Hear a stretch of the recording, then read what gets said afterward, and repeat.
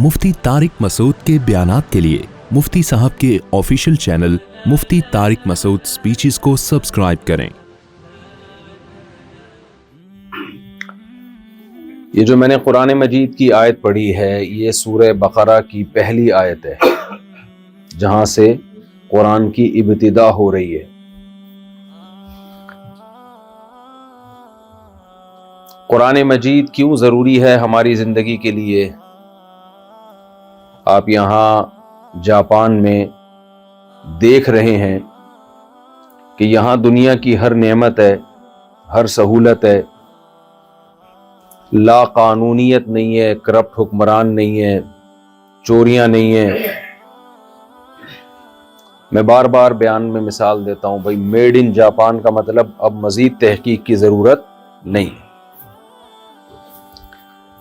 सवाल पैदा होता है, जब जापान में सब कुछ है तो हमें कुरान पढ़ने की ज़रूरत क्या है?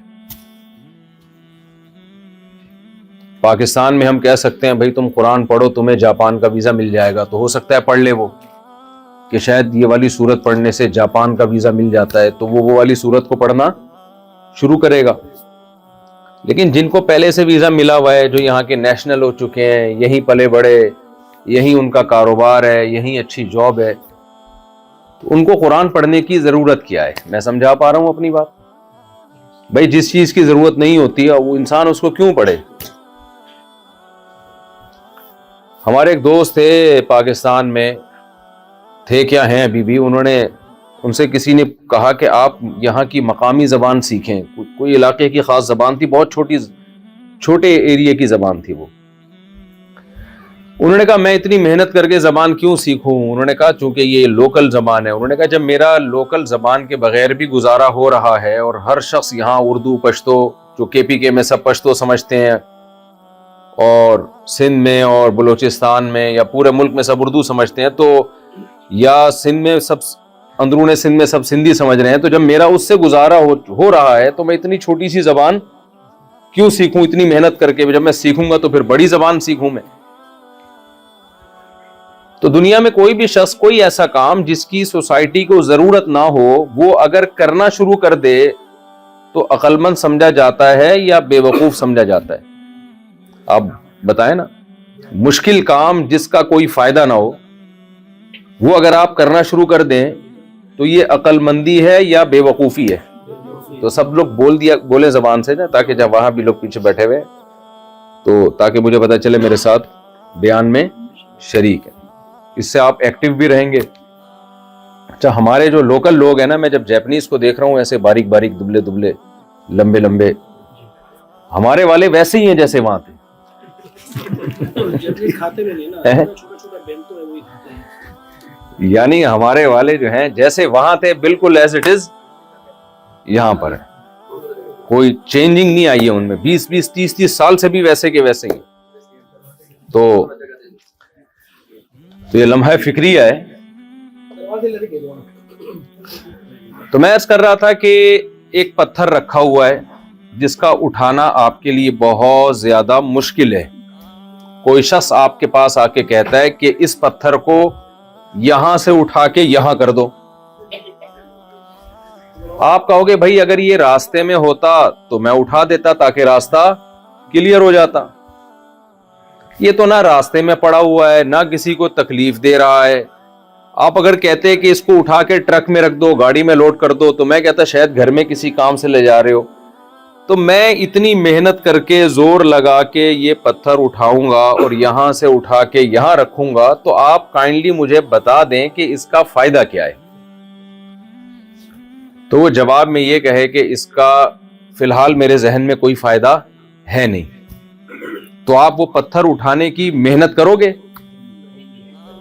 और अगर वो बार बार यही बात रिपीट करता रहे कि नहीं उठाना है, कोई फायदा तो नहीं है लेकिन उठाना है, तो आप उठाओगे, लेकिन उसका सर फाड़ने के लिए उठाओगे आप कि यार मेरी जान छोड़, एक फायदा तो मेरे जहन में आ गया कि भाई उठाऊंगा और तेरे सर पे मारूंगा ये पत्थर। तो आप लोग जो तरक्की याफ्ता कंट्रीज में है ना, यहां जब आप आके देखते हैं कि यहां खाना भी है, पीना भी है, सेहत भी है, करप्शन भी। पाकिस्तान में तो 20 मसाइल है ना।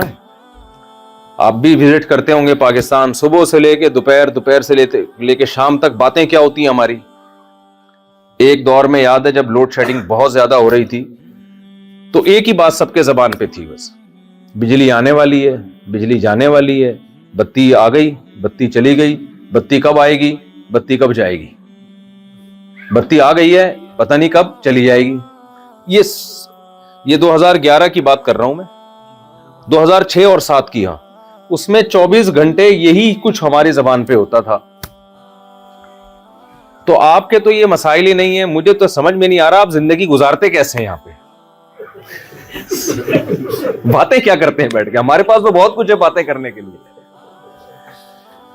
پی ٹی آئی کے بارے میں, مسلم لیگ کے بارے میں, پیپلز پارٹی کے بارے میں, وہ کھا گیا, وہ ایماندار ہے, وہ بے ایمان ہے, فوج ایسی ہے, اسٹیبلشمنٹ ویسی ہے, سب بہت کچھ ہے ہمارے پاس بات چیت کے لیے.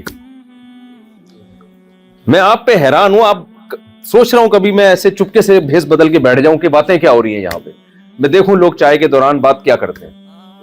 تو یہاں تو کچھ بات کرنے کے لیے ہے ہی نہیں, سب کچھ سیٹ چل رہا ہے. تو جس سوسائٹی میں سب کچھ سیٹ چل رہا ہو, بالکل ہر چیز اوکے کی رپورٹ ہو, سوال پیدا ہوتا ہے وہاں آپ کو قرآن پڑھنے کی, قرآن سیکھنے کی, مولویوں کو بلا کے مولویوں کا بیان سننے کی کیا ضرورت ہے. اب سوال سمجھ میں آیا بھائی, ہم یہاں کیا کریں گے, مہنگائی ختم کر دیں گے یہاں کے, یہاں کیا ہو جائے گا, ہمارے آنے سے کیا فائدہ ہو گیا.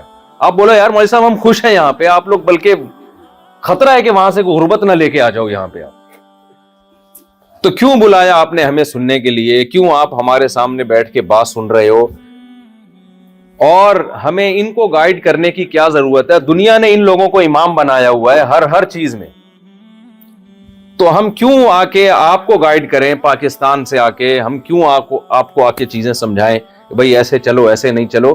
یہ ایک لبرل اور سیکولر لوگوں کے ذہن میں ایک بہت بڑا اشکال ہوتا ہے. اور میرا بھی جاپان پہ جو بیان تھا اس پہ کچھ لوگوں کے کمنٹس آئے ہوئے تھے, مولویوں کا کیا کام ہے جاپان میں, یہ نیچے کمنٹس آئے ہوئے تھے. یونیورسٹی میں بیان ہوتا ہے نا پاکستان میں, کسی بڑی یونیورسٹی میں, کچھ لوگوں کے کمنٹس ہوتے ہیں کہ یہ مولویوں کو یونیورسٹی میں کیوں گھسایا ہوا ہے آپ نے, ان کا کیا کام ہے. اور اس طرح کی نا ہر جگہ. کل بھی میں کمنٹس دیکھ رہا تھا, کسی بیان پہ نیچے ایسے کمنٹس تھے کسی نے کہ یہ مولوی لوگوں کا کیا کام ہے, اچھی بلی ان لوگوں کی زندگی گزر رہی ہے, خوشی ہمیں یہاں کے بھی یہ لڑائیں گے لوگوں کو, فتوے لگائیں گے, وہ کافر, وہ مسلمان, فلاں کو طلاق ہو گئی ہے, فلاں کا طلاق نہیں ہوئی ہے, ٹھیک ہے نا. اور جو عاملوں کے چکر میں پھنس گئے تو پھر جن چڑیل بھوت. اور آپ نے کسی جاپانی پہ جن چڑھتے ہوئے دیکھا نہیں ہے, لیکن آپ پاکستان سے بلا لو کسی عامل کو, روحانی علاج والے کو, بزرگ کو جو روحانی علاج کرتا ہو, آپ دیکھو ہر جاپانی پہ جن بھی ہوگا, چڑیل بھی اور بھوت بھی, یہ میں آپ کو بتا دوں گا.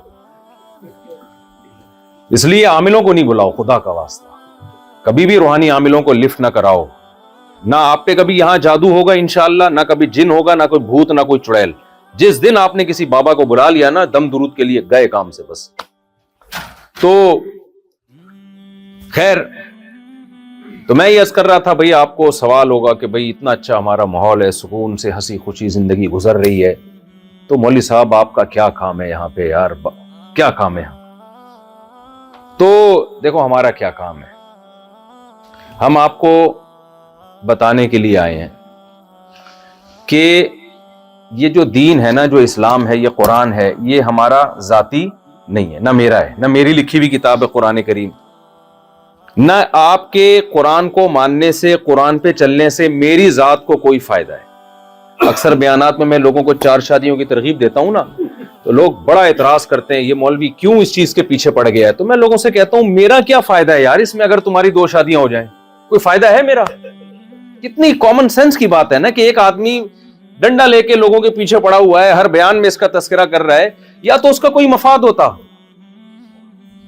نبی صلی اللہ علیہ وسلم نے جب مشرکین مکہ کو بت پرستی کے خلاف دعوت دی اور پوری قوم آپ کے اگینسٹ ہو گئی, تو اللہ نے پیغمبر سے فرمایا کہ آپ ان سے کہہ دیجئے کہ جو میں تمہیں توحید کی دعوت دے رہا ہوں اس میں میرا ذاتی کوئی فائدہ نہیں ہے. ما اسألکم علیہ من اجر, اس پہ میں کوئی اجر کا مطالبہ نہیں کرتا, نہ مجھے عہدہ چاہیے نہ مجھے پیسہ چاہیے, یہ تمہارے فائدے کے لیے کر رہا ہوں میں. تو جب کسی کی دعوت میں اس دعوت دینے والے کا کوئی فائدہ نہیں ہے تو اس کی دعوت کو غور سے سننا چاہیے. دیکھیں یہاں حلال فوڈ والے بیٹھے ہوئے ہیں ماشاءاللہ. کیا نام ہے آپ کا؟ رمضان صدیقی صاحب. یہاں آپ کو حلال کے فائدے بتانا شروع کر دیں کہ حلال گوشت کھانے میں یہ ثواب ملے گا آپ کو, جنت میں جاؤ گے, حرام کھانے سے جہنم میں جاؤ گے. آپ کے ذہن میں آ سکتا ہے بھائی لگتا ہے یہ کیا نام بتایا, سوری, رمضان صدیقی صاحب منجن بیچ رہے ہیں. خیال ہوگا نا دل میں کہ بھائی ابھی آج کل بڑے حلال کر رہے ہیں, حرام سے بچا رہے ہیں, اصل میں چلانا کیا ہے اپنا ہوٹل بزنس. ایک امام صاحب نے حج ویکینسی کھولی, ٹریول ایجنسی, سوری ویکینسی کہہ رہا ہوں, حج ٹریول ایجنسی. جب وہ ٹریول ایجنسی انہوں نے کھولی اپنا ان کا بزنس, تو ہر جمعے کو ان کا بیان حج کے فضائل پر, ٹھیک ہے نا. اور جیسے ہی حج کا سیزن آنے والا ہو بہت جذباتی بیان شروع ہو جاتے تھے ان کے, حج کا بڑے فضائل ہیں. پھر آخر میں کون کون حج کرنا چاہتا ہے, پیچھے بندہ بٹھایا ہوا تو جو چاہے اس کا نام لکھ لے, پھر اس کو بتانا بھائی ہم لوگ بھی کرواتے ہیں. ان پہ تو شک ہو سکتا ہے بھائی یہ اگر حج کے اتنے فضائل بیان کر رہے ہیں تو اخلاص بھی ہو سکتا ہے, لیکن اس بات کا بھی امکان ہے کہ مقصد کیا ہے بھائی اپنا بزنس. تو حمزہ نام ہے, رمضان ہے کیا نام, ایک تو رمضان یاد نہ, اب یاد رہے گا انشاءاللہ. تو رمضان بھائی اگر یہاں جو ہے, اچھا میں جب یہ بات کر رہا ہوں یہ بھی لوگوں کو ذہن میں آئے گا شاید رمضان بھائی سے میں نے کوئی کمیشن کھایا ہوا ہے. میں نے کوئی کمیشن نہیں لیا بھائی, نہ میرا کوئی ارادہ ہے, ویسے ہی مثال آ گئی. تو یہ بدگمانی ہو سکتی ہے کہ رمضان بھائی جب یہاں فضائل بتائیں حلال گوشت کے, آپ کہہ سکتے ہو یار لگتا ہے کہ کوئی سٹاک میں مال زیادہ جمع ہو گیا ہے, اب وہ پہنانا ہے کسٹمر کو. تو میں لوگوں سے کہتا ہوں میں 4 شادیوں کی ترغیب دیتا ہوں, میرا ٹکے کا فائدہ اس میں نہیں ہے. وہی فائدہ میری تو ہو گئی ہے الحمدللہ, اور نہیں بھی ہوئی ہوتی تو میں بیان نہیں بھی کرتا تو بھی ہو جاتی, نہیں ہونی ہوتی تو نہیں ہوتی, ہونی ہوتی تو اس کا بیان سے تعلق نہیں ہے. تو میں یہ اس لیے کہتا ہوں تاکہ لوگ ہماری دعوت کو سیریس لیں کہ بھائی ہم آپ کے فائدے کے لیے, قوم کے فائدے کے لیے یہ باتیں کر رہے ہیں, اپنی ذات کے لیے یہ باتیں نہیں کر رہے. تو میں جب آپ کے سامنے بیان کر رہا ہوں یا علماء جب آپ کو اس کو بتاتے ہیں کہ قرآن و سنت پہ چلو, اسلام کو فالو کرو, اس میں علماء کا کوئی فائدہ نہیں ہے, دنیا کا کوئی فائدہ نہیں ہے. ابھی پتہ ہے ان کو یہ جو ارشاد بھائی ہیں یہ مجھے کہہ رہے تھے کہ بیان ختم کرتے ہیں بس اب گھومتے ہیں جاپان میں. میں نے کہا نہیں, اتنی دور جب آئے ہیں, حالانکہ مجھے بیان کرنے سے نا دماغ بہت بوجھ آتا ہے میرے اوپر. وہاں بھی کراچی میں جس دن بیان کی چھٹی ہو نا مجھے ایسا سکون ملتا ہے کہ بڑا مزہ آئے گا. تو مجھے کوئی شوق نہیں ہے ممبر پہ بیٹھ کے, کیونکہ یہ کام تو ہم کر رہے ہیں نا, جو کام کا آدمی عادی ہو جاتا ہے ویسے بھی اس میں اس کو وہ سرور تھوڑی آتا ہے, اس میں وہ تو عادت ہو جاتی ہے اس کی. تو میں نے کہا نہیں بھائی اتنی دور آئے ہیں اور غیر مسلم کنٹری ہے, یہاں پہ اگر اللہ کا پیغام لوگوں تک نہیں پہنچانے کی کوشش کی تو اللہ کو کیا جواب دوں گا میں. تو گھومیں گے بھی پھریں گے بھی, لیکن اصل کام کیا ہے بھائی, اصل تو دعوت کو بیان کرنا ہے, دعوت دینی ہے لوگوں کو. شاید ہماری وجہ سے کسی کو اللہ سیدھے راستے پہ چلا دیں, کوئی کفر سے بچ جائے. تو میں اپنی بات کو دوبارہ وہیں سے شروع کرتا ہوں جہاں سے میں نے چھوڑا. میں یہ عرض کر رہا ہوں کہ بھائی کیا فائدہ ہے اس میں, کیوں ہم قرآن پہ چلیں, کیوں ہم اسلام کو فالو کریں, کیوں ہم اللہ رسول کی بات کو سنیں. یہ جاپانی لوگ تو قرآن کو نہیں مانتے, نہ یہ قرآن کی تلاوت کرتے ہیں, نہ ان کی زندگی میں رمضان ہے, نہ ان کی زندگی میں نماز ہے, نہ زکوٰۃ ہے, اس کے باوجود یہ کامیاب لوگ ہیں. تو ہم نے اگر قرآن و سنت کو فالو نہیں کیا تو کون سی قیامت آ جائے گی. اب سوال سمجھ میں آیا کہ نہیں آیا بھائی؟ اسی بات کو سمجھانے کے لیے نا اللہ تعالیٰ نے ہزاروں لاکھوں پیغمبر بھیجے ہیں, اس بات کو سمجھانے کہ تمہارے لیے سب سے زیادہ ضروری اللہ کی وہ ہدایت ہے جو اللہ نے آسمان سے اپنے بندوں کے لیے نازل کی ہے.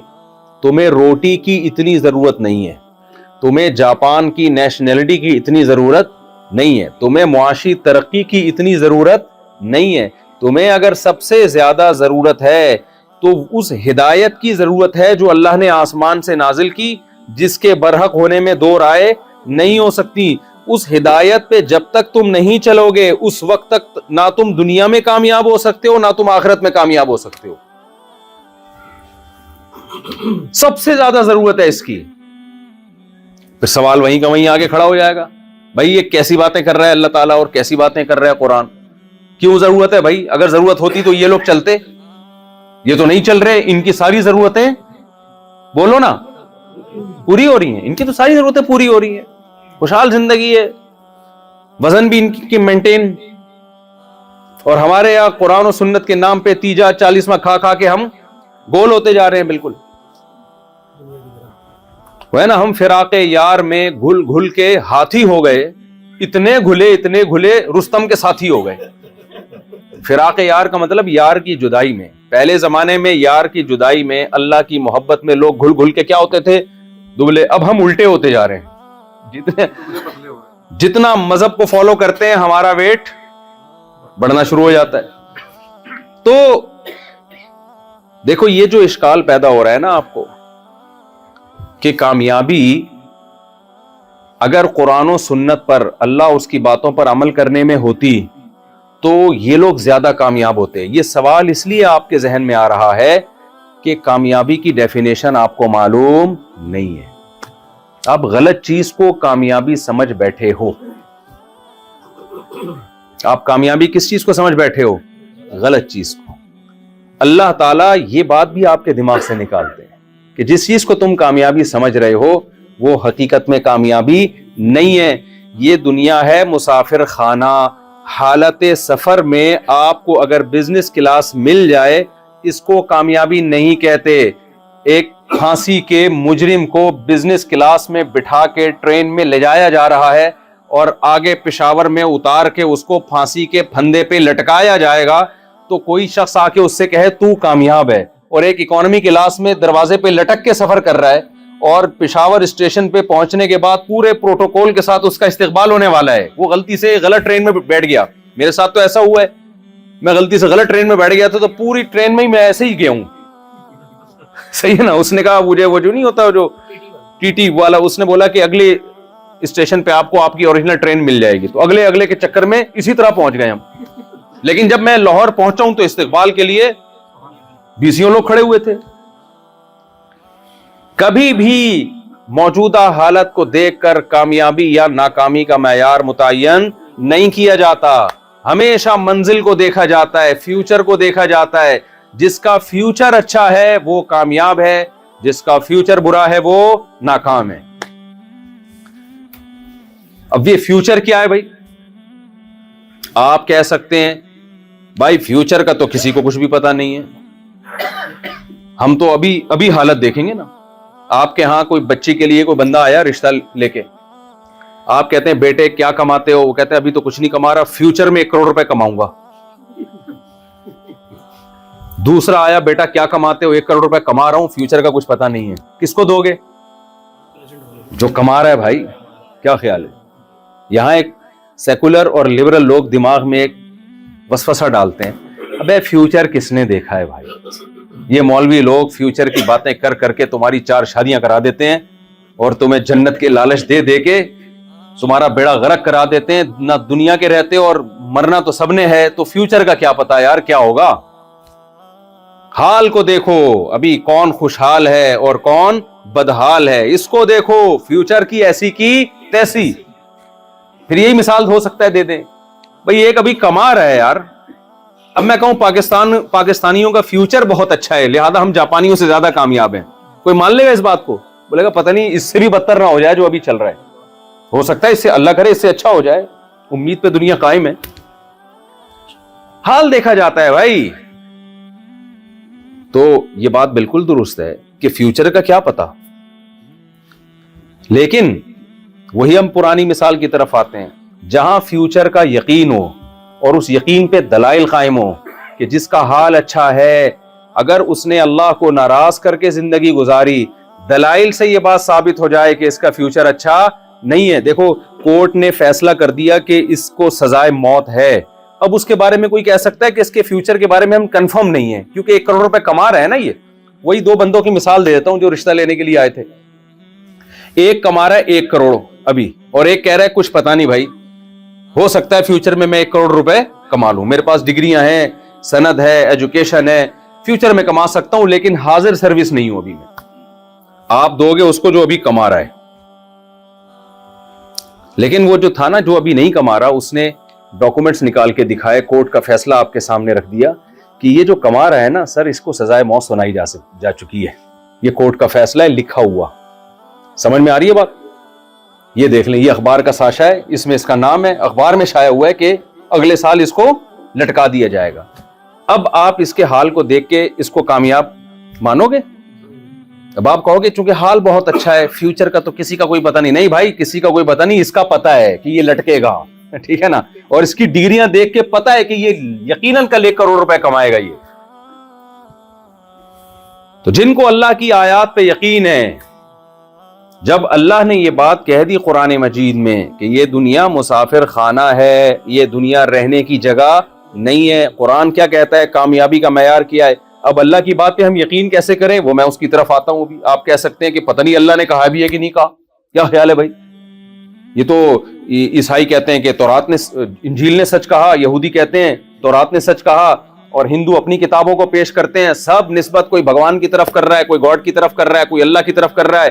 ہو سکتا ہے سارے سیاسی نعرے ہوں یہ, تو ہم کمپیئر کرتے ہیں بھائی یہ اللہ کی بات اور باقی کتابوں کی باتوں میں کتنا فرق ہے. قرآن کیا کہہ رہا ہے, کامیابی کا معیار کیا ہے؟ فَمَنْ زُحْزِحَ عَنِ النَّارِ وَأُدْخِلَ الْجَنَّةَ فَقَدْ فَازَ. اللہ فرماتے ہیں جس کو جہنم کی آگ سے بچا لیا گیا اور جس کو ہمیشہ کی جنت میں داخل کر دیا گیا, وہ کیا ہے؟ تحقیق وہ کامیاب ہو گیا. اللہ کے ہاں یہ کامیابی ناکامی کی 2 ٹکے کی ویلیو بولا کریں نا یار زبان سے. میں بیان نہیں کرنے آیا, میں تو آپ کو موٹیویٹ کرنے آیا ہوں. بیان تو علماء سے سنتے ہیں آپ لوگ, کتابوں میں سب کچھ لکھا ہوا ہے, زبان سے بولیں گے تو سبق یاد ہوگا نا. دنیا کے لیے 2 ٹکے کا لفظ یاد کر لیں. ابھی تو ویسے ٹکے کی ویلیو بڑھ گئی ہے. بنگلہ دیش کی کرنسی بہت کم تھی ایک زمانے میں نا, تو اس وقت کہتے تھے 2 ٹکے کا آدمی نہیں ہے تو, جب کسی کو نیچا دکھانا ہوتا تھا. اب تو 2 ٹکا ڈالر کے برابر ہوتا جا رہا ہے وہ. اب تو وہ کہے گا شکریہ آپ نے مجھے 2 ٹکے کا کہا, تو کہے گا بہت شکریہ آپ کا. اچھا یہ بنگلہ دیش کے بیٹھے تو وہ کیا کہے گا, بھائی بہت شکریہ آپ نے مجھے کیا کہا, 2 ٹکے کا. لیکن چونکہ عرف میں ٹکا لفظ اچھا لگتا ہے, اس لیے میں ابھی فی الحال ٹکا ہی چلا رہا ہوں. صحیح, فی الحال میں کیا چلا رہا ہوں مارکیٹ میں, ٹکا چلا رہا ہوں. تو یہ لفظ زبان سے کہا کرو کہ اللہ کی نظر میں اس دنیا کی ویلیو 2 ٹکے کی نہیں ہے. کیوں نہیں ہے بھائی؟ دیکھو یہ جو حال کی کامیابی ہے نا, یہ وہ کامیابی ہے جو سفر میں ملتی ہے انسان. میں نے مثال دی نا بزنس کلاس, ہے تو سفر, آہستہ آہستہ منزل قریب آ رہی ہے. آپ آخرت پر یقین نہیں بھی رکھتے, موت پہ تو سب کا یقین ہے یا نہیں ہے؟ تو کتنے دن کی زندگی ہے بھائی یہ, جہاں آپ لائف کو انجوائے کر لو گے. اور اس ٹوٹل زندگی دیکھو, پھر اس زندگی میں بچپنا اور بڑھاپا نکال دو. بڑھاپے میں انجوائے نہیں ہوتا, انجوائے کے علاوہ سب کچھ بڑھاپے میں ملتا ہے آپ کو. بادام رکھے ہوں گے, چبانے کے لیے دانت نہیں ہوں گے. حسین مناظر ہوں گے دیکھنے کے لیے, نظر دیکھنے میں ساتھ, ادھر دیکھنے کے لیے الگ چشمہ, قریب دیکھنے کے لیے الگ چشمہ. ایسا ہوتا ہے کہ نہیں ہوتا؟ اور تھوڑے دنوں کے بعد چشمے سے بھی نظر نہیں آتا انسان. سب کے ساتھ ہوتا ہے. پھر کوئی حسین منظر نظر آیا تو وہاں چلنے کے لیے گھٹنوں میں جو طاقت چاہیے وہ طاقت ختم. سب کے, جاپانیوں کے بھی ختم ہوتی ہے, تھوڑا دیر سے ہوتی ہے, دیر سے بوڑھے ہوتے ہیں, ہم ذرا جلدی ہو جاتے ہیں, ہوتے تو ہے نا. تو یہ اتنی جلدی دنیا ختم ہوتی ہے, اتنی جلدی دنیا ختم ہوتی ہے کہ نبی صلی اللہ علیہ وسلم نے ایک مثال دی ہے. میں مثال سے پہلے ایک اور مثال سے بات سمجھاتا ہوں. میں اکثر بیانات میں ایک مثال دیتا ہوں بھائی. یہ مثال کراچی میں بہت اچھی طرح, پنجاب اور کراچی میں سمجھ میں آئے گی. ایک بندہ آپ کے پاس لینڈ کروزر لے کر آیا اور کہتا ہے میں آپ کو یہ 50,000 روپے کی بیچ رہا ہوں, 0 میٹر لینڈ کروزر. آپ تو خوشی سے کیا ہو جاؤ گے, بے ہوش. یار 50,000 2 ٹکے کی نہیں ہے یہ گاڑی, اتنی زبردست گاڑی 2 ٹکے میں مل رہی ہے. خوش ہو جاؤ گے نا آپ چیک کرو گے اس کی سیٹیں کیسی ہیں, اس کا اسٹیئرنگ کیسا ہے, کلچ, گیئر, سب آپ کو شک ہوگا یار کوئی سے تو نہیں کوئی 2 نمبر چیز لگا کے لنڈے کا مال لگایا ہوا اس نے ہر لحاظ سے آپ چیک کر رہے ہو بھائی سب کچھ کیا ہے اوکے, آپ پاگل ہو جاؤ گے یار, تو بڑی ٹائٹ چیز ہے. آپ فوراً سودا پکا کرو گے. آپ کے پاس اگر 50,000 نہیں ہے نا, آپ کسی سے ادھار لو گے. اچانک اس نے آپ کے کان میں ایک بات کہا کہ یار اس میں ایک چھوٹا سا فالٹ ہے, بہت ہی معمولی سا, سیٹیں اوریجنل ہیں, جاپانی سیٹیں, اسٹیئرنگ بھی کیا ہے جاپانی ہے, گاڑی فل جاپانی ہے, چھوٹا سا فالٹ ہے. آپ کو ایک دم آپ جذباتی ہو جاؤ گے, بھائی جلدی بتا. کہیں گے بھائی یہ نمبر پلیٹ جعلی ہے. یہ کیا ہے نمبر پلیٹ؟ آپ پتہ کیا کرو گے, آپ بولو گے بھائی 50,000 روپے میرے سے لے لے اور میری جان بولو چھوڑ. کیونکہ وجہ کیا ہے اس کی؟ وجہ اس کی ہے کہ 50,000 روپے گاڑی لے کے جب آپ نکلو گے, ہر پولیس والے سے آپ کو کیا لگے گا؟ ڈر. یار اس نے ابھی مجھے ہاتھ دے کے روکا اور میں گیا جیل, گاڑی بھی گئی اور اس پلیٹ کو لے کے میں کیا کروں گا میں؟ آپ کہو گے خالی یہ پلیٹ 50,000 کی دے دے, گاڑی تو لے لے, شاید یہ پلیٹ کسی اسکریپ میں کسی کام میں آ جائے یا کسی اور جعلی گاڑی کے لگانے کے کام آ جائے. گاڑی کی 2 ٹکے کی ویلیو آپ کی نظر میں نہیں رہے گی. کیوں؟ آپ کو ہر وقت خوف ہوگا, شاید یہ پولیس والا مجھے گھور گھور کے دیکھ رہا ہے, شاید یہ مجھے دیکھ رہا ہے, شاید یہ خوف ہی آپ کو ڈپریشن کا مریض بنا دے گا. دنیا کی جتنی چمک دھمک ہے, جتنی بلڈنگیں, جتنا کچھ عیاشی کا اللہ نے دنیا میں سامان پیدا کیا ہے, اس پہ ایک نمبر پلیٹ لگا دی ہے. وہ نمبر پلیٹ ہے فنا. یہ فنا ہونے والی ہے, یہ چیز ختم ہونے والی ہے, یہ تم سے چھن جانے والی ہے. یہ ایک ایسی چیز ہے, اب انسان کو ہر وقت خوف رہتا ہے لاشعور میں. وہ کتنا ہی اس خوف کو دل سے نکالے لیکن وہ خوف اسے کھاتا ہے. یار میری یہ دولت چھن سکتی ہے, میری یہ صحت چھن سکتی ہے, میری عیاشی چھن سکتی ہے. یہ خوف انسان کو ڈپریشن میں, سٹریس میں لے کے جاتا ہے. یقین نہ آئے تو دیکھ لیں, دنیا کی عیاش ترین قومیں جن کے پاس ٹینشن کی کوئی چیز نہیں ہے, سب سے زیادہ ٹینشن انہی ملکوں میں پائی جائے گی. کیوں؟ کچھ خوف ایسے ہیں جو گورنمنٹ کے اختیار میں نہیں ہے. گورنمنٹ لوگوں سے وہ خوف چھین نہیں سکتی. ابھی زلزلہ آیا نا جاپان میں, کیا گورنمنٹ شیورٹی دے سکتی ہے کہ زلزلہ کبھی نہیں آئے گا؟ بولو نا, کیا ہو گیا بھائی؟ یہ ہو سکتا ہے کیا؟ کیا سونامی طوفان سے گورنمنٹ بچا سکتی ہے لوگوں کو؟ کووڈ-19 جب آیا کروڑوں لوگوں کی جان لے کر گیا ہے. کس قدر خوف. یہ خوف وہی کسٹم والی نان پیڈ کسٹم جو گاڑی ہے نا اس کی طرح ہی ہے. ہر وقت کیا ہوگا؟ خوف. آپ لاشعور میں یہ ختم ہونے والا ہے, یہ ختم ہونے والا ہے, یہ ختم ہونے والا ہے. اس دنیا میں سکون سے وہی رہ سکتا ہے جو اس کو پہلے سے مسافر خانہ سمجھ لے اور یہاں کی کامیابی کو کامیابی نہ سمجھے, یہاں کی ناکامی کو ناکامی نہ سمجھے. اس کو مسافر خانہ سمجھ کے تو انجوائے کیا جا سکتا ہے میرے بھائی. اس کو اگر اصل جگہ سمجھ لی تو انجوائمنٹ کے علاوہ آپ کو دنیا کی ہر چیز ملے گی. ایک آدمی ٹرین میں بیٹھا ہوا جا رہا ہے اور ڈبے کو اپنا سمجھنا شروع کر دیا اس نے کہ اس بوگی میں جا رہا ہوں, یہ میری نانی سے مجھے وراثت میں ملا ہے اور یہ میرا ڈبہ ہے. اب ہر اسٹیشن پہ اس کو خوف ہوگا نا, اور جیسے جیسے اس کی منزل قریب آئے گی خوف بڑھتا شروع ہو جائے گا. یار ابھی مجھے یہاں سے کیا کریں گے؟ دیکھو ایک غریب آدمی کو بزنس کلاس میں بٹھا دیا, جھونپڑی سے نکال کے کہاں بٹھا دیا؟ Business class. جیسے آپ لوگ کو پاکستان سے اٹھا کے یہاں شفٹ کر دیا گیا, تو آپ کے لیے تو ایسے ہی ہے جیسے بزنس کلاس میں آ گئے آپ لوگ. تو ایک غریب آدمی کو کسی نے کیا کیا, نہلا دھلا کے اچھے کپڑے پہنا کے بزنس کلاس میں بٹھا دیا. اور وہ اس کو بڑا مزہ آیا, اے سی کی ہوائیں آ رہی ہیں, بٹن دبا رہا ہے, کولڈ ڈرنک آ رہی ہے. کراچی پاکستان میں کمی آتی ہیں لیکن آنی چاہیے بہرحال. بٹن دبایا, بریانی آ گئی. بزنس کلاس میں تو اصول ہے یہ, جو منگوا رہے ہو آئے جا رہا ہے. اب اس کو اتنی محبت ہو گئی اس ڈبے سے, اس بوگی سے, وہ کہہ رہا ہے یار یہ جگہ چھوڑنے کی نہیں ہے. اور وہ جو اسٹیشن پہ کھڑے ہوئے ہیں نا, شربت بیچ رہے ہیں, گنے کا جوس بیچ رہے ہیں, ان کو ناکام سمجھنا شروع کر دیا. یار ان کی کوئی زندگی ہے, پریزنٹ دیکھو, حال دیکھو, فیوچر مت دیکھو. میرا حال کتنا اچھا ہے, کیسے 3 پیس سوٹ ٹائی میں بیٹھا ہوا ہوں, اور یہ نہیں پتا تجھے زکات میں ملا ہے میرے بھائی, آگے جا کے چھین لیا جائے گا. اور کیسے میں بزنس کلاس میں لائف کو انجوائے کر رہا ہوں. انجوائے نہیں کر رہا تو اس لیے کہ تو نے اس کو اپنا ڈبہ سمجھنا شروع کر دیا ہے. بے وقوف آدمی, جیسے جیسے منزل قریب آئے گی تجھے وہ جھونپڑی یاد آنا शुरू होगी कि थोड़े ही टाइम रह गया, 1 स्टेशन 2 स्टेशन 3 स्टेशन, ये लोग जो खुश हो रहे हैं ना 2024, अंदर से खुश नहीं हो रहे, ऊपर से खुश हो रहे हैं। अंदर से पता है 1 साल जिंदगी का और खत्म हो गया, अंदर से तो घुल रहे होते हैं, यार ये क्या हो रहा है, इसको रोको, ये क्यों आ गया 2024, नहीं आना चाहिए था। जितने लोग जिन्होंने 2024 में खुशियां मनाई हैं, आप इनसे अगर मशवरा लेते कि हमारे अल्लाह मियां से ताल्लुकात हो गए हैं, अल्लाह ने कहा है कि अगर तुम लोग सब अक्सरियत इसको वोट देते हो कि 2023 पे आके रुक जाए, 24 ना आए, तो तुम क्या चाहते हो, सब किस बात को वोट देंगे कि ना आए, इसको डिले कर दो भाई। तो जिस चीज को आप डिले करना चाहते हो उस पे नाच कैसे रहे हो, तो ये मसनूई खुशी है, ये नेचुरल नहीं है। ये देखो, खुश होना अलग चीज है, खुशी मनाना बिल्कुल एक अलग चीज है। खुशी मनाना तो बिल्कुल एक अलग चीज है। मैं तभी तो कहता हूं इस्लाम ने जो हमें 2 ईदें दी हैं उसमें खुश होता है इंसान, खुशी मनाने की जरूरत नहीं रहती। खुश होता है इसलिए मनाता है, और एक होती है मना बिला वजह तकल्लुफ करके मना रहा है, खुशी कोशिश कर रहा है खुश होने की।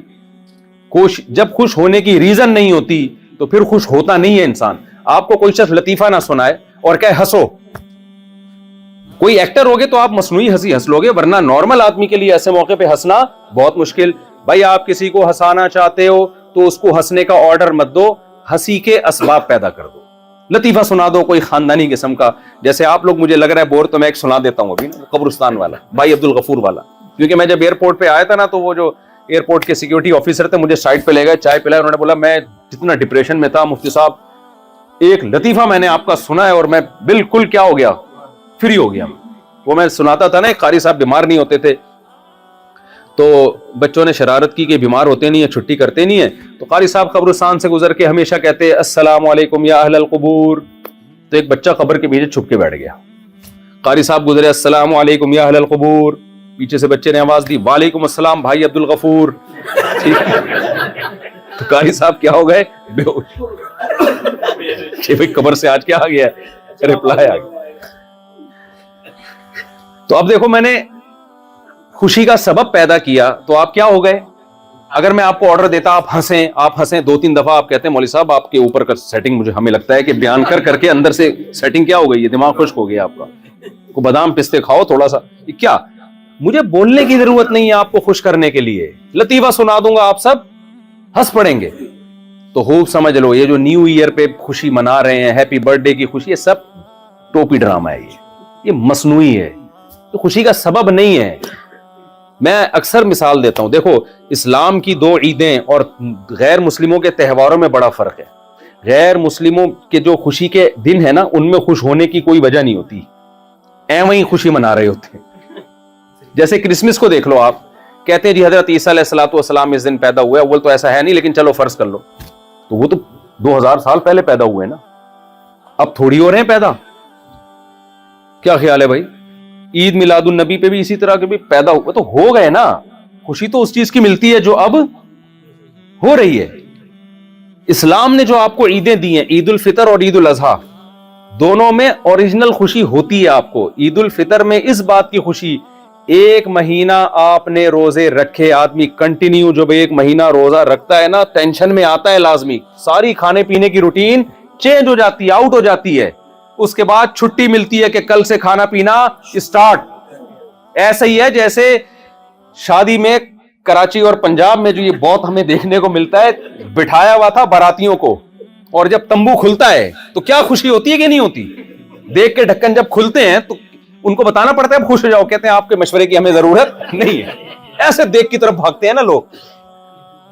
एक अजीब सीन होता है, आप यूट्यूब पे देख लें, वीडियोस पड़ी हुई हैं, वो तो जरूरत क्या, आप सब भुगते हुए, हम सब भुगते हुए। तो अल्लाह मियां क्या करते हैं, देख का ढक्कन ईद के दिन खोल देते हैं। भाई तुम सुबह 4 बजे खाते थे, कोई टाइम नहीं है सुबह 4 बजे खाने का, कोई खाने का नेचुरल, पूरी दुनिया में कोई भी कौम सुबह 3:30-4 बजे नहीं खाती, ना नाश्ते का टाइम है ना लंच, इस खाने के लिए कोई नाम ही नहीं है दुनिया की डिक्शनरी में। उस टाइम खाते हैं हम रमजान में, अजीब ही, और सारा दिन भूखे प्यासा। तो फिर 1 महीने के बाद और फिर तरावी पढ़ते हैं, फिर 1 महीने के बाद अल्लाह की तरफ से छुट्टी। तो मादी खुशी भी होती है, रूहानी खुशी भी होती है। मादी खुशी ये होती है कि अब खाने पीने की हमें छुट्टी मिल गई, और रूहानी खुशी ये होती है کہ 30 روزوں کا اجر اللہ نے ہمارے اعمال میں لکھ دیا. کوئی تو ڈھنگ کا کام کیا ہم نے اللہ کو خوش کرنے کے لیے, کچھ تو کیا. تبھی تو اللہ نے فرمایا لِتُكَبِّرُوا اللَّهَ عَلَى مَا هَدَاكُمْ وَلَعَلَّكُمْ تَشْكُرُونَ. عید کی نماز پڑھنے اس لیے آؤ, اللہ کی کبریائی بیان کرو اور اس کا شکر ادا کرو کہ تمہارے اعمال میں کتنی نیکیاں لکھ دی اس نے. اس خوشی کو منانے کی ضرورت نہیں ہوتی, آدمی آٹومیٹیکلی خوش ہوتا ہے. اس کے اظہار کے لیے عید کی 2 رکعتیں رکھی گئی ہیں بس. جزاک اللہ. اور بقرعید میں کیا ہوتا ہے, وہاں بھی ہمیں 2 مادی اور روحانی دونوں خوشیاں ملتی ہیں. مادی خوشی کیا ملتی ہے؟ انسان کی خوراک میں سب سے لذیذ ترین اور سب سے صحت کے لیے اچھی خوراک گوشت سمجھی جاتی ہے. وہ گوشت ہم تازہ گوشت ذبح کر کے کھاتے ہیں, غریبوں کو کھلاتے ہیں, غریب بھی خوش, مالدار بھی خوش. یہ تو جسمانی خوشی ہے, کیونکہ جتنے بھی لذیذ کھانے ہیں وہ سب کس سے بنتے ہیں؟ گوشت. کبھی آپ نے دیکھا ولیمے میں دال چاول کھلایا ہو کسی نے؟ بھائی آج ہمارے بیٹے کا ولیمہ ہے, کیا پکے گا؟ بھنڈی پکائیں گے ہم آپ کے لیے. آدمی کہتا ہے یار ولیمے میں تو بکرا دمبا, یہاں سے بات شروع ہوتی ہے بکرے دمبے سے. ہر خوشی کے موقع پہ کیا ہے؟ یہ گوشت الذ اللذات ہے. لذتوں میں سب سے لذیذ چیز کیا ہے؟ گوشت ہے. تبھی میں ہندوؤں سے کہتا ہوں ایک دفعہ کھاؤ, مزہ نہ آئے پیسے واپس. شعیب اختر کی جو اسپیڈ اتنی تھی نا بالنگ میں, تو انڈیا میں اس زمانے میں کسی جو کھلاڑی تھا نا کرکٹر, اس سے سوال کیا گیا کہ پاکستان کے پاس اتنا, جس کو تیز گام نام دیا گیا اور اسپیڈ اختر بھی نام دیا بعض لوگوں نے, شعیب اختر کو اسپیڈ اختر نام دیا, راول پنڈی ایکسپریس کی اتنی اسپیڈ تیز ہے, آپ کے بالر کی اسپیڈ تیز کیوں نہیں ہے؟ تو انڈیا کے وہ بالر نے کہا کہ وہ گوشت کھاتے ہیں, ہم گوشت نہیں کھاتے. گوشت کے بغیر نہ شادیوں کی اسپیڈ بڑھ سکتی ہے اور نہ بالنگ میں آپ کی اسپیڈ بولو بڑھ سکتی. گوشت کے بغیر نہیں ہو سکتا بھائی. پروگرام تو بڑھ گیا, گوشت نہیں کھایا تو پروگرام تو بڑھ گیا. تو ہمیں بقرعید میں کس بات کی خوشی ہوتی ہے بھائی؟ گوشت بھی وافر مقدار میں, اور اس کا لذت ہی الگ ہوتی ہے. اور یہ روحانی خوشی ہے کہ اس گوشت کی نسبت کس کی طرف ہے؟ اللہ کی. یہ اللہ کی میزبانی ہے. تبھی اس میں روزہ رکھنا کیا ہے؟ حرام. عام دنوں میں آپ گوشت کھاتے ہیں, بھائی وسیم بھائی نے دعوت کی ہے, کلیم بھائی نے دعوت کی ہے, غفار بھائی نے دعوت کی ہے. بقرعید میں روزہ حرام کیوں ہے؟ اس لیے کہ دعوت کس کی طرف سے ہے؟ اللہ کی. اللہ کہتا ہے میں گوشت کھلا رہا ہوں اور تو کہہ رہا آج میرا روزہ ہے. اور ہر بال کے بدلے میں ایک نیکی. ابراہیم علیہ السلام کی سنت کو زندہ کر لیا, تو جسمانی خوشی بھی ہو رہی ہے اور روحانی بھی. تو اسلام خالی پیلی کی خوشیاں نہیں دیتا آپ کو, مصنوعی خوشیاں نہیں دیتا. اسلام آپ کو اوریجنل خوشیاں دیتا ہے, سچی مچی کی خوشیاں دیتا ہے. سمجھتے ہو کہ نہیں سمجھتے ہو؟ تو اب میں اپنی بات کی طرف آتا ہوں کہ جو مسافر خانے سے دل لگا لے, اب اس کو مصنوعی خوشی تو وہ مناتا رہے گا, اوریجنل خوشی اس کو نہیں. ٹرین میں بٹھا دیا اور وہ غریب جس کو جھگی سے لا کے ٹرین میں بٹھایا بزنس کلاس میں, اب وہ سمجھ رہے کہ یہ میرا گھر ہے, مجھے یہاں سے نہیں اتارو. او بھائی یہاں سے اچھے اچھے گئے ہیں, جب اسٹیشن پہ پہنچو گے تو یہاں سے آپ کو اترنا پڑے گا. ایسا ہو نہیں سکتا. پھر منزل میں اگر آپ کی جھگی ہے تو جھگی, بنگلہ ہے تو بنگلہ. تو جیسے جیسے منزل قریب آئے گی, آپ بتاؤ اس کی خوشی زیادہ ہوگی یا کم ہوگی؟ کم ہوتی چلی جائے گی. بالکل یہی حال اس دنیا کا ہے. آپ جنت جہنم کو بالفرض نہ بھی مانو, لیکن یہ مسافر خانہ ہے میرے بھائی. اور جو مسافر خانے سے دل لگاتا ہے, یہاں کی خوشیوں کو خوشیاں سمجھنا شروع کر دیتا ہے, یہاں کے غموں کو اوریجنل غم سمجھنا شروع کر دیتا ہے, تو اسے اب غمزدہ ہونے کے لیے الگ سے کسی غم کی ضرورت نہیں ہے. نہ کسی سے غم اور ٹینشن ادھار لینے کی ضرورت ہے. اس کو غم خود بخود اس کے اوپر مسلط ہونا شروع ہو جائیں گے. یقین نہ آئے تو دیکھ لو نا,